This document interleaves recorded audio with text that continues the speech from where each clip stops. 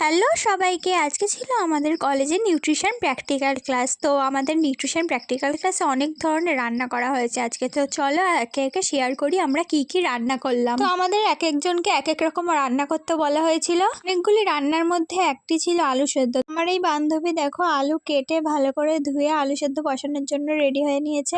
Sandwich হয়ে গেছে, veg এখন চিকেন স্যান্ডউইচ চলছে।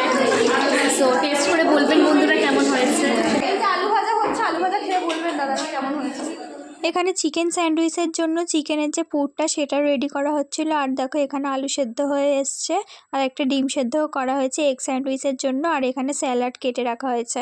এখানে দেখো চিকেন স্যান্ডউইচ রেডি হয়ে এসছে, শুধু মাইক্রোওভেনে দিলেই কমপ্লিট হয়ে যাবে। তো সব রান্নার ক্লিপ নিতে নিতে আমি আমারটাই দেখাতে ভুলে গেছি। আমি করেছিলাম হচ্ছে ভাত এই প্রেশার কুকারে, যদিও আমাকে বন্ধুরা হেল্প করেছে। আমি প্রেশার কুকারে কোনোদিন ভাত করিনি, তাই করতে পারছিলাম না। আমি এখানে বাসনগুলো ধুয়ে নিচ্ছিলাম এক এক করে। আলু ভাত, আলু ভাজা, এটা কি মাছ ভাজা? ওটা কি?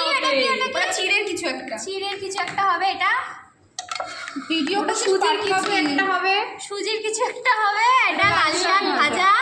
আর এটা হচ্ছে স্যান্ডউইচ। চিকেন স্যান্ডউইচটা কোথায়? এটা ভেজ স্যান্ডউইচটা। এখানে চিকেন স্যান্ডউইচ কাটা হচ্ছে এখন। হয়ে গেছে তো।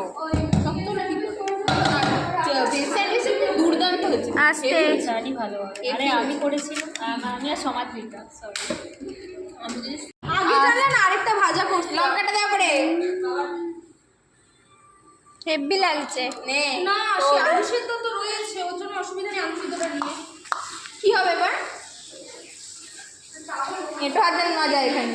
আমি একটু উপর থেকে ঘুরে আসছি। তো দেখো এখানে আমাদের নিউট্রিশন ম্যাম রান্নাগুলি টেস্ট করে বলবেন এক এক করে যে রান্নাগুলো আমরা কেমন তৈরি করেছি। তো আমাদের সব রান্নাই বেশ ভালোই হয়েছিল। তারপর আমরা নিজেরাও একটু টেস্ট করে নিলাম। তো আজকের ভিডিও এইটুকুই, দেখা হচ্ছে পরের ভিডিওতে। বাই।